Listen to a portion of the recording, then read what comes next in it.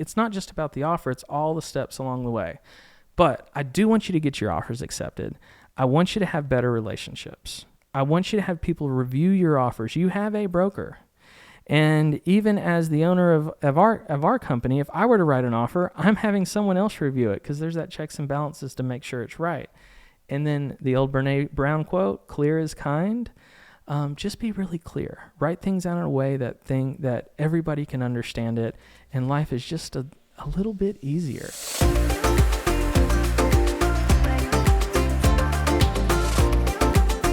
Welcome back to the podcast, and today I want to help you get deals accepted. We are in a world of craziness. There's no doubt about it.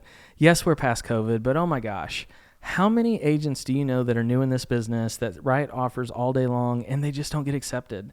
They get beat out by someone else. They get counters. The customers get frustrated. It just gets messy. And today I want to talk about some of the key steps that are going to help you get deals accepted, because there is an art to it. There absolutely is an art to it.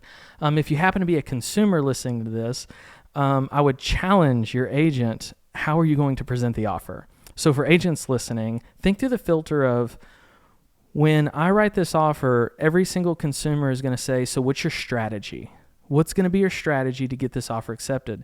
Because too many agents today are just filling out forms and emailing them to the listing agent and hoping it gets accepted, and they don't. We all know that happens all the time. So let's start with the relationship side, and then I want to lean into some of the technicalities that I think will give you some real strategy to get these things accepted. Now, relationships. We're in a world now, still today, where we're fighting with multiple offer situations. And a listing agent is going to receive an offer that you wrote up, you, the buyer's agent, wrote up and submitted to the listing agent, and you emailed off to him. How do you stand out amongst the sea of sameness of all these different offers that come along? Because let's just imagine a world where every offer, there's at least 5 other offers. You write an offer, there's 5 more to compare against. And you can't always have the cash buyer that's willing to do anything and give possession and just make life easy on the seller, waive their inspections. It just doesn't happen. So how do we stand out? Relationships are key. So on my team, we use Slack. Slack's just an intercommunication tool. And one of the channels on Slack's is called Do You Know This Agent? It is a requirement of our team that if you are submitting an offer to an agent that you do not have a relationship with, you go on to the Slack channel, Do You Know This Agent? And you say, do you know this agent? It's pretty simple, right? Do you know this agent? And can you help me get this offer accepted? I know many, many times that I have helped other agents win offers on our listings.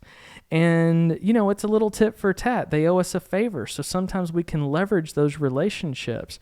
Many times I know the agent. Sometimes I don't, but many times I know the agent. And I'm able to pick up the phone and say, hey, my team member is about to send you an offer. Before we send it, before we have the client write it up, I want to talk it through with you to see if I'm missing something here that I just don't know about that we should accomplish before we send you the offer, because I want to send you an acceptable offer that your client can sign and we don't have to worry about a counter. Counters get scary. So relationships are key first. Do you know this agent? It's so important. Like, just every time you make an offer, you got to ask yourself, if I don't know this agent, who does? If you're not on a team, go to your broker. I don't know, Facebook group with inside of your company, email the whole company and say, I'm about to send an offer to this person. Who do you know? But you got to lean on people that you can trust, and you got to ask them, do you have a relationship that can help me bridge the gap of something that I don't know that's there that we need to make sure that we address before the offer's sent? So I'd say, number 1, relationships are absolutely key. Now, 2, how do we get the offer accepted? We need to set realistic expectations with our clients. Now, it's hard to set realistic expectations with a client that's being unrealistic. I get it. I've had them too. And sometimes, unfortunately, buyers have to learn the hard way. They have to not take our advice, learn a couple times to recognize that by the third house that they want to fall in love with, they probably should listen to your advice and get out of their own way on some level, right? And so what I want to challenge you is to set realistic expectations. How do we do that? How do we set realistic expectations? So I would say storytelling is key. Now, if you're new in this business, I would lean on your team leader, I would lean on your broker, and before you submit the offer and you have a funny feeling that it's not going to work out, I would ask other people in your team or brokerage and say, hey, have you ever been in a situation like this? And what did that look like and how did it turn out? And because I'll give you a prime example. This seems to be a common topic often, where a consumer has watched something online, or their Uncle Larry told them, or their dad told them, or whatever they may be, that you shouldn't pay more than X number of dollars per square foot for this home. And buyers get in their own way oftentimes when it comes to price per square foot. Maybe in your market, if you're not in Chattanooga, Tennessee, that's a thing. But in my market, I represent 2 builders right now, our team does. And yes, the builder thinks through price per square foot for their math, for their decisions on how they're going to price the home. But it comes down to supply and demand and what's available, because price per square foot doesn't mean anything if they have the only product out there that many people want. People will pay for what it's worth. The market will decide the price. It's not based on what a 2x4 costs today. And so storytelling is going to go a long way. If you have a story to explain to them how, John Smith said he didn't want to pay more than $300 a square foot for this property. And so he submitted the offer because he was confident, absolutely confident, that the house wouldn't appraise out and it wasn't worth that much. And another offer got accepted. And I can see on the MLS, looking on the history, once it was closed, that they got an FHA loan and it appraised out and they closed on the house and someone else is living in it and they're very happy right now, and John Smith was not. And so if you can tell those stories, it can go a long way. Storytelling is one. Another one is an article. For some reason, people trust articles more than they trust you sometimes, because if you're telling, you're selling. And so sometimes it's providing proof. An article can go a long way. So if you can just research, it's pretty easy to do these days. If we talked about the price per square foot game again, it also could be about inspections, or it could be about possession, or it could be about who knows what, anything it may be. But if you research and find an article to explain the pros and cons of approaching the offer this way, there's probably going to be a case study out there in the form of an article that you can lean on. A third thing could be a video. We're in a world of video first. You're either listening to this on the podcast or you're watching it probably on Instagram or Facebook. And some of what I say you might find to be true, and it might change your decision-making on how you operate on a day-to-day basis. Consumers are the same way too. So I know I just summed up 3 things here, but it's tell a story, provide an article, and send a video. If you show 3 versions of proof to them, they're more likely to do the right thing. And when I say the right thing, I don't mean do what you want them to do, but do what's best for them. But sometimes they got to hear it from someone else. My dad, who's been working with me, or I've been working with him, however you want to look at it, my whole adult career, I drive him crazy all the time because he says to me, you should do it this way. And I can't wrap my head around it for whatever reason in that moment. But then I go to a conference and I hear someone talk about it. I watch a YouTube video about it. I read something about it. And next thing you know, I'm like, hey, Dad, I got this really great idea and I think we should do this. And he's like, I've been telling you this for years. We know that story. We all have them. So relationships are key. Then it's also, how do you keep the buyer out of their own way by providing them some proof to help them make the right decision. So that's the second part that I want to challenge you on. Relationships, then setting realistic expectations with your client. The third one is write an acceptable offer. And I know that sounds really simple in theory, but I cannot tell you how many offers I see on a daily basis. My team, I don't compete against my team. I'm not in production, but between myself, our director of ops, and my mother, Grace, who is like our auditor, between the three of us, every single inbound or outbound offer gets reviewed by the three of us to help review every offer to make sure our agents have the highest chance of getting the offer accepted and keep us out of trouble. Because we're in a litigious world these days. You miss a period, it could cost you a lot of money or your customer a lot of money, and we want to stay out of those troubles. So We review these things, but what we also do is we also think through the filter of how do you make the offer acceptable? Like, for example, if you write an offer and you choose a closing attorney or a title company, and you know it's multiple offer situation, and you find out that the seller is actually they're under contract to buy another house, maybe it just makes sense to call the agent up and say, hey, which title company or closing attorney do you want to close with so we have a seamless closing? If you don't do that, you may end up submitting an offer that they say, we like the offer, but we have to counter, which creates maybe another 24 hours for an opportunity for another offer to come along, and then we miss out because of a technicality. So like that's one small one.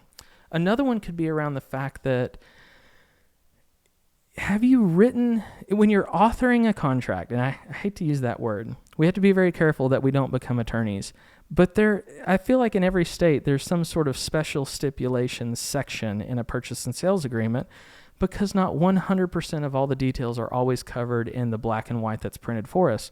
So we have to author some sentences. Hopefully they are actual sentences and not run-ons, and just, you want to make sure you're actually typing out real sentences. I know this sounds crazy, but this is what people do. You have to make sure that things are spelled correctly. You have to make sure that things are clear. The Brene Brown quote that I'm a big fan of, clear is kind is clear.